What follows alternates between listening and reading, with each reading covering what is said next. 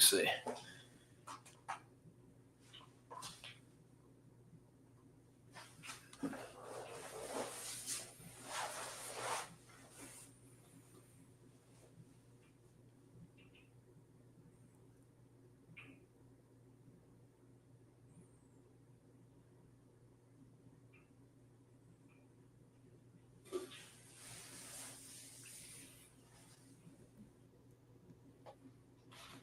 And welcome back into another edition of Kolby's Corner, coming to you here live from Blacksburg, Virginia on Monday, October 20th, the year of our Lord 2025. Joined alongside CBS Sports, Brad Crawford. Brad, how are we doing? I'm doing well, man. I'm looking forward to week 9. A lot of good games this weekend. And obviously you covering a coaching search, it's a big news time in Blacksburg. Definitely big news time. So make sure, I know we're going to have a lot of people from different fan bases in here. Make sure to like the video, subscribe to the channel. Drop any questions or comments in the chat. We'll try to work those in. But first off, Brad, I think we got to dispel, the biggest rumor of if we're related. The Crawford name might cross across Carolina lines, but no Thanksgiving invitations have been sent between us.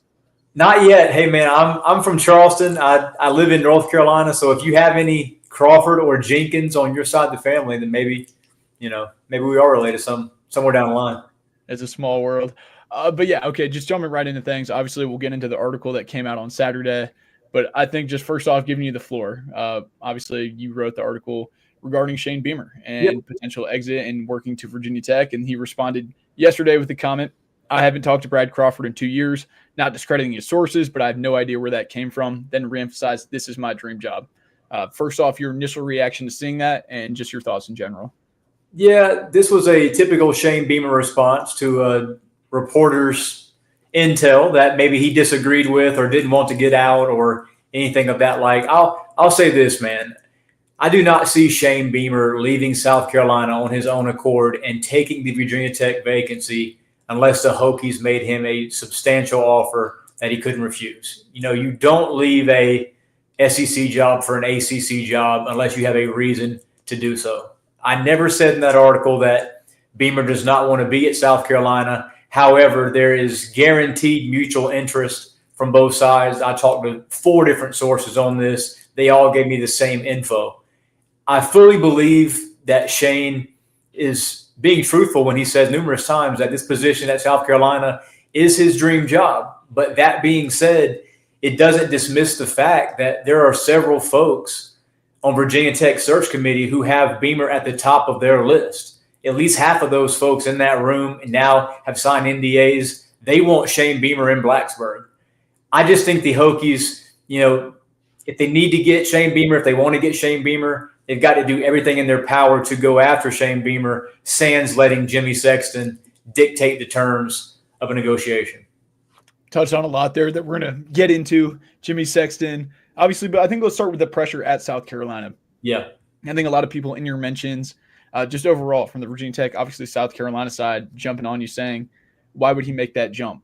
Sure. Obviously, you've talked to people, even trickling up to me here.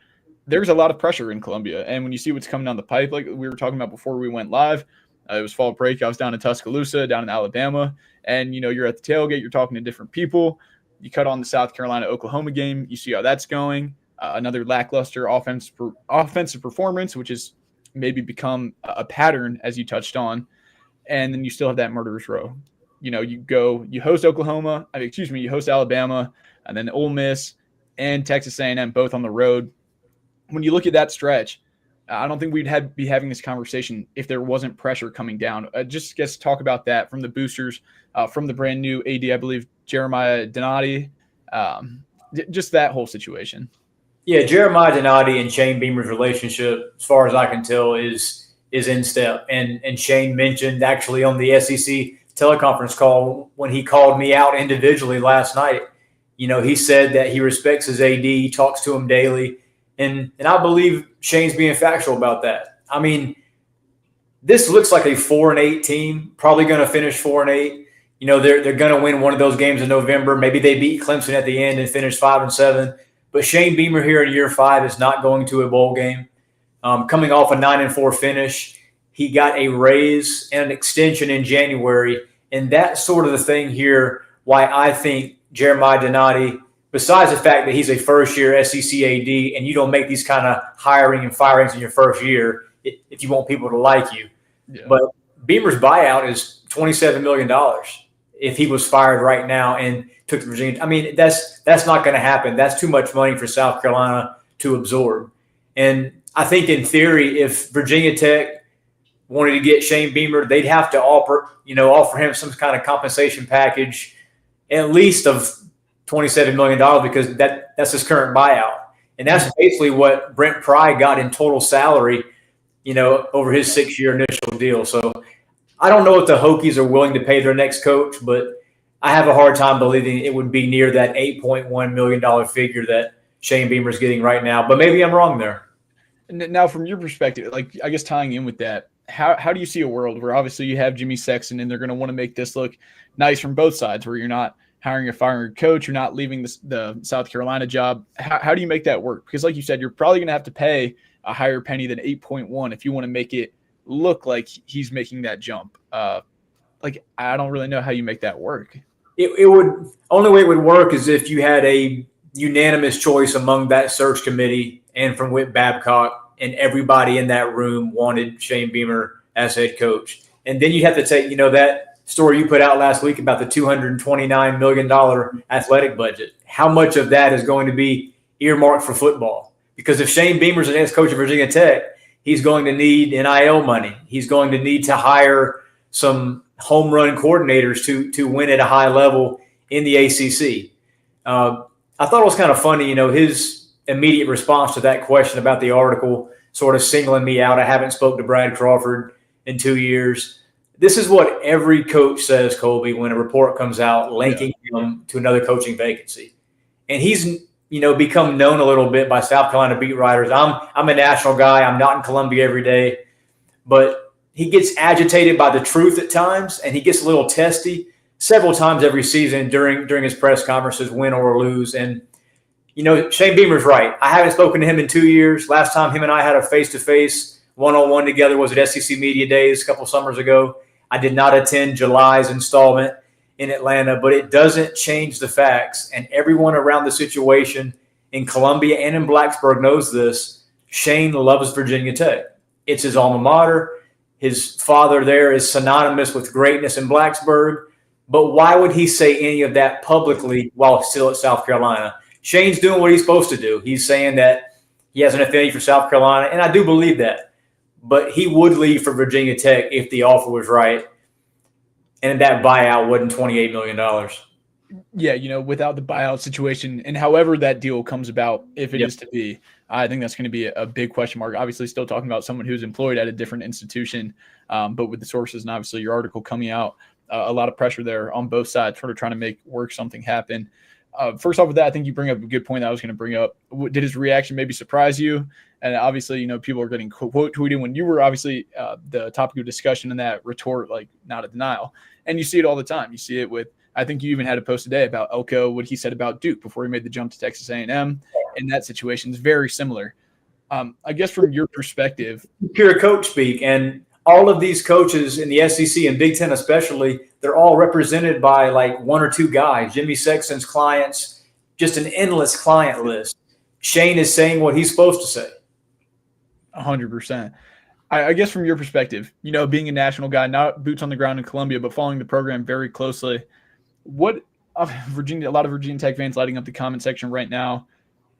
I think there's a split. There's a group of people that have a really great affinity for Shane Beamer. Yeah. And I'm not saying casual or different things here, but just obviously when you see that Beamer last name and the struggles of the program recently, I think that'd be an immediate spark. And in this day and age of college football, these are businesses. How do you immediately add value and generate revenue? You bring in a spark plug, Shane Beamer, the prodigal son, returns in a way.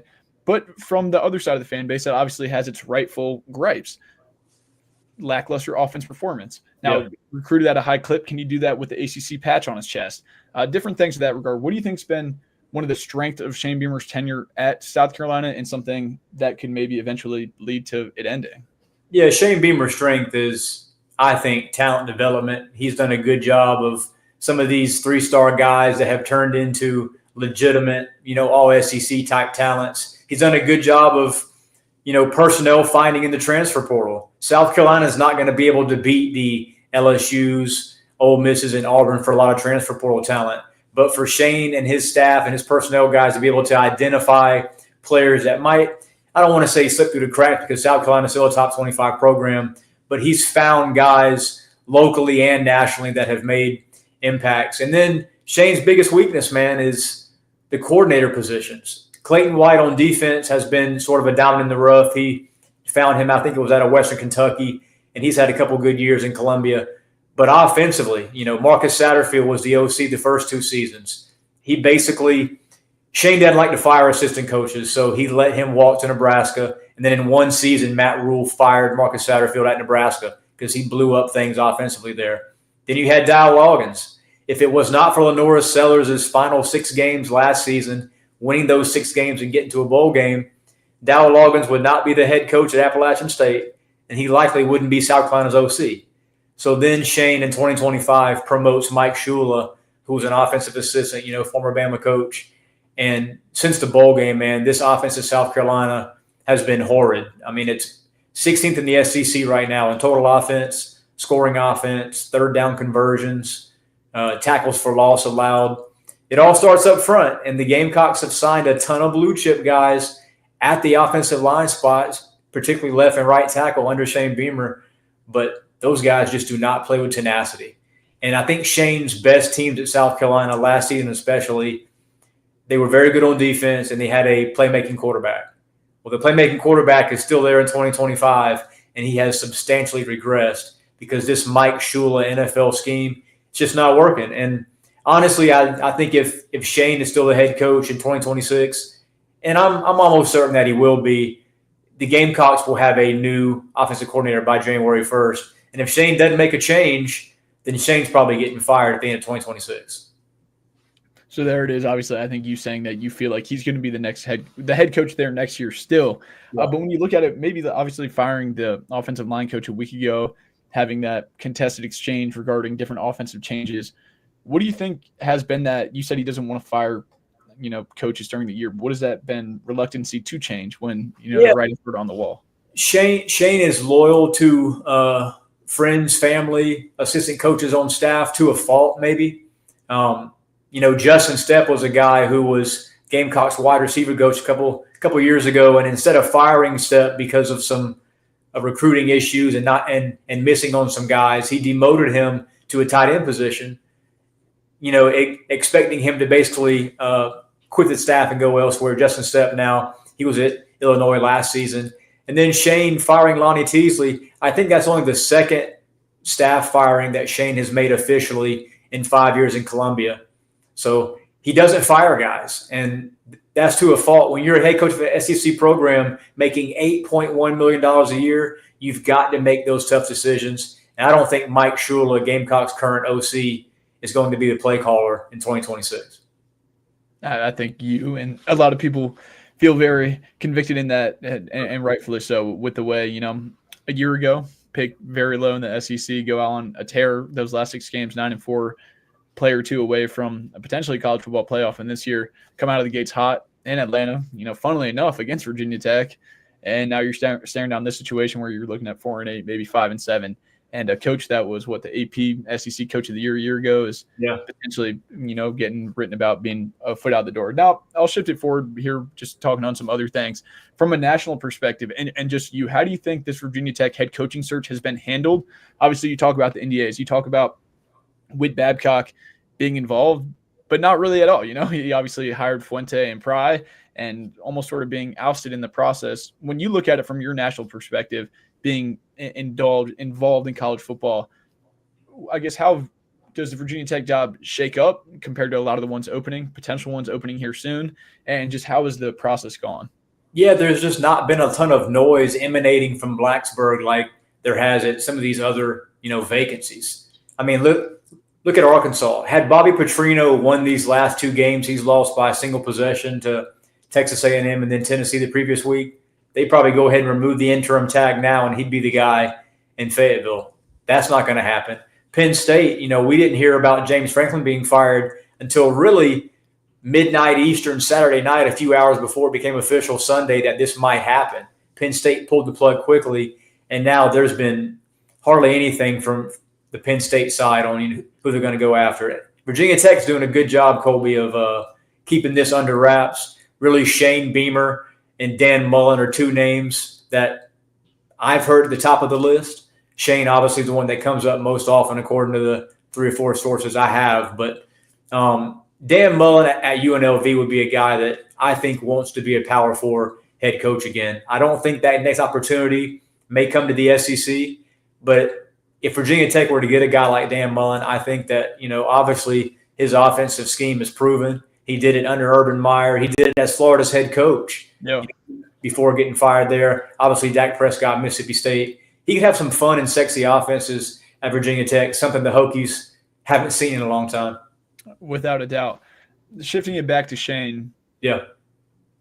If things shake that way, however, Virginia Tech somewhere else at the end of this year, if things really go off the rails, how do you think recruiting works? Does he bring guys with him, which is obviously so big in this day and age? If you get an active sitting head coach, you're just hoping that they bring part of the roster with them, especially in a position where Virginia Tech fired Brent Pry 3 games into the year, already seeing guys go to the transfer portal, going to have a bigger exodus. What's the vibe maybe in that locker room on guys willing to follow Beamer, or are they playing for the Gamecocks? That's a good question. I think regardless of it, if Shane takes the Virginia Tech job or he's a South Carolina coach in 2026, he's going to face some roster attrition, whichever direction he chooses. Yeah. I don't think Lenore Sellers is going to be the Gamecocks quarterback next year, whether it's he's playing somewhere else in the SEC possibly, or he's a first-round pick in the NFL draft. That's probably not going to happen based on the, redshirt sophomore year that he's had. I think the next Virginia Tech head coach, even if it's Shane Beamer, even if it's not, for the most part, I don't know how many players they're going to be able to bring to Blacksburg. Yeah. Now Virginia Tech fans don't want to hear this, but it's going to be a multi-year rebuild, and you have to find a coach who's honestly willing to go through that. A guy like James Franklin, listen to him Saturday on College Game Day. He's not in rebuild mode. He's ready to go take a SEC program right now by the horns and try to get to the playoff next year. Has that much confidence in himself. But at Virginia Tech, you're going to need to find especially 2 really good coordinators. And I think whoever they hire, it's going to happen before the season too, by the way. They like Virginia Tech can't wait on South Carolina to go 4-8 and then talk to Beamer in late November. It's too late for that. You've got to get a guy in place, start getting the recruiting board, and the portal is in December. So you've got to find out who the next hire will be pretty soon. Yeah, that quick turnaround is, when you look at it like that, you almost have to have someone in place by Thanksgiving. Yeah. With the way the portal window is shaken out. Like, I guess Beamer, whatever the choice is, I think it rings really true with what you're saying. Beamer or whatever guy, it's going to have to be really strong coordinators. Sure. But what is, I guess, whoever the final choice is, what type of candidate fits what Virginia Tech needs based on just whoever? I don't think getting a defensive-minded coach is what any Virginia Tech fan wants. I'm not extremely close to that program in Blacksburg. You know those guys a lot more than I do. But, being around some Virginia Tech fans over the course of the last decade or so, they want to see offense. I think any team that's borderline top 25 like Virginia Tech, they want to see points scored.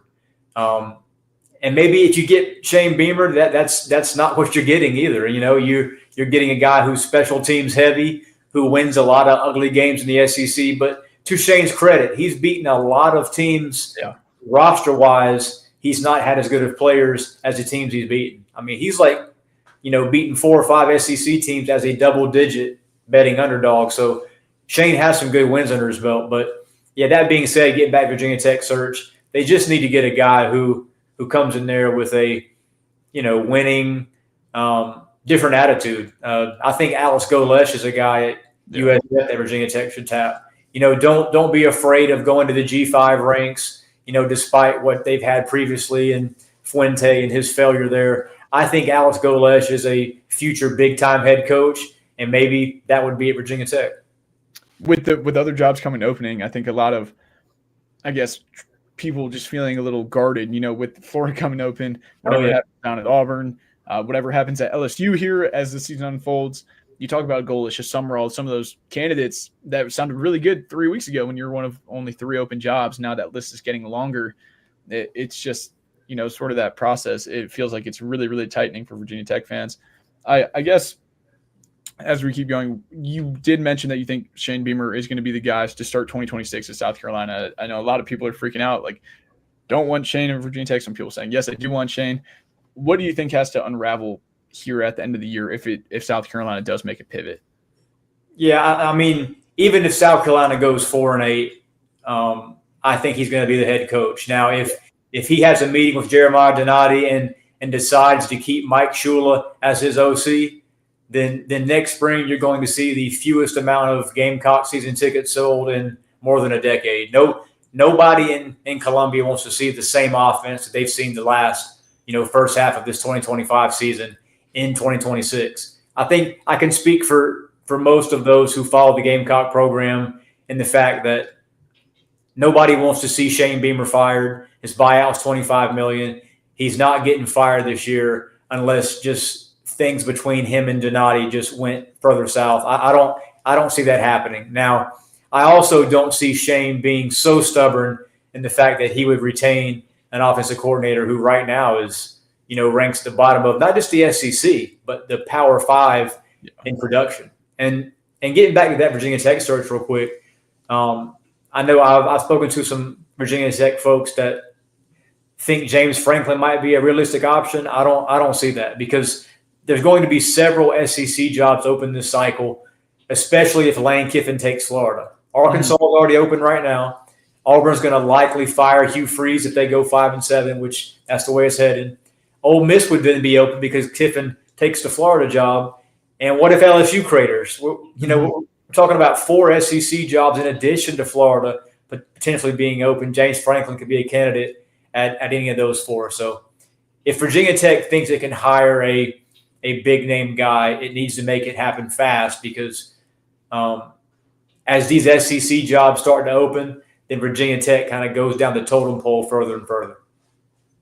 100%. It will be very interesting to see how that all shakes out with Shane and all. It is kind of crazy to think having this conversation with the buyout and just re-up just a year ago. But I appreciate you jumping on here, man. Anything else that you want to wrap up with the reporting or just anything on the whole situation? Yeah, I was going to ask you, man, who do you think Virginia Tech hire is going to be? I mean, I'm interested in hearing from a Virginia Tech insider who would you gun to your head on October 20th say Virginia Tech is going to hire? Gun to my head. A lot of the same reporting, obviously, is why you're here. CBS Sports, obviously, reporting and different things. There's a lot of smoke around Shane Beamer. And I know you said there's some of the figures just don't make sense. But, sure. I mean, some of these things coming out, they get leaked for a reason. And when things are really quiet on that front, it's just things that make you go, And when you hear from such an abundance and different wells, it just raises your eyebrows. And it's like, do you stick on for another year? And from the Virginia Tech side of things, if Shane Beamer's not the primary target, then they've done an awfully good job of hiding who the actual guy is. Yeah, I mean, you talk about a guy like James Franklin, and you bring him up, and I think arguably across the country that when that news happened, that jumped to 1A for a lot of places. And, say what you will, maybe Shane's punched above his weight class in the top 10, top 25 discussion, but overall has dropped some of those games he needed to have. And I know Franklin, a lot's going to be made about that. His record in those top 25 games, not being able to get over that hump. But, I mean, that's a guy outside of – yeah, he's a winner. Exactly. And, you're going to take that. So, does Franklin do not a sign and trade, but obviously make that jump to Columbia and, however it shakes. But I do see him probably coaching in the SEC next year, Franklin. I think he'd be a slam dunk for Virginia Tech. I just don't know if they're going to be able to foot that bill. He's gonna cost a pretty penny, and rightfully so. I know he's a fired head coach, and people on the VT Scoop message board think you can get him at a discount potentially, but are you going to be priced out? This is a turning point moment, I think, in Virginia Tech athletics, notably football. Just what are they willing to pay their next head coach? Because if you go the G5 ranks, you can sort of get probably a decent hire at a discount. Or do you go big fish like James Franklin? Because to get James Franklin, then you're going to be in a bidding war against some other, top 20 teams. 100%. But I think the thing is, do you get left in that middle where you miss on the James Franklin and Sure. Shane? Like the comment section is lighting up. We don't want Shane. However, like this is the percentage that feels the way they feel about Shane and everything, his antics and different, not being proven. Obviously, they feel like his last name is the biggest reason why. But if an LSU does come open, Brian Kelly, Hugh Freeze, do those names maybe backfill to Virginia Tech? I don't know, because like the Golish, the Summerall, the Silverfield, I feel like they're going to find their own destinations. If Wisconsin, however, whatever goes there, I know they just got the vote of confidence, but do they find a place for them to move up? Now the ACC, for what it is, it has its benefits. You can ascend rather quickly. Look at Mike Elko making his jump to Duke and then getting that job sort of as a stepping stool. So do you go that route? Do you get someone who is on the hot seat now and potentially gone and becomes available? I just think you were so ahead of the eight ball. I mean, I would take a swing at Alex Golesh if I was Virginia Tech. I'm not a Hokies booster. I'm not making this hire in Blacksburg, but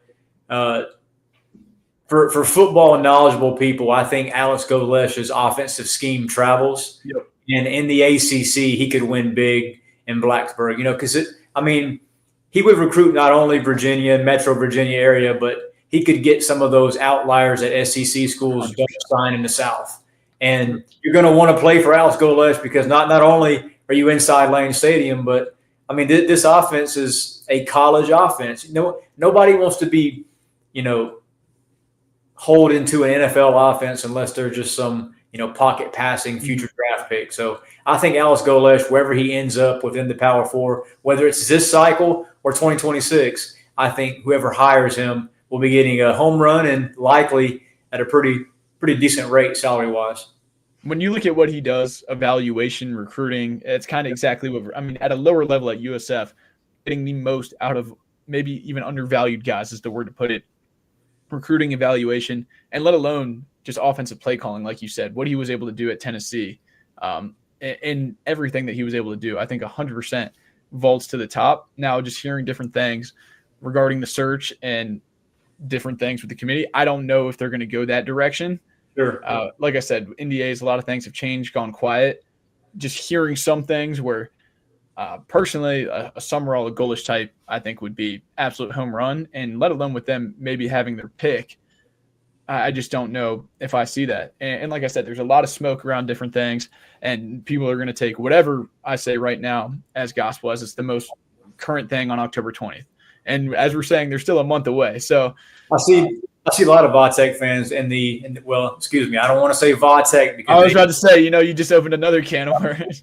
Virginia Tech fans apparently want to see Mark Stoops in Blacksburg. I don't know about that. Now Jimmy Sexton, Mark Stoops is a Jimmy Sexton client, and he almost got the Texas A&M job a couple of cycles back, which would have been bad news for the Aggies, who are now a top 5 team with Mike Elko in charge. But no, I said a few minutes ago, man, that Virginia Tech does not need to hire a defensive-minded guy who wins a lot of ugly games. That has been Mark Stoops to a T at Kentucky. But he could win at Virginia Tech. He's a proven coach who has done more with less at Kentucky. But I do think they could go after a guy who maybe headline wise would be a bigger hire. Yeah, there's smoke around. You talk about Golish. There's a lot of really hot names obviously on the market.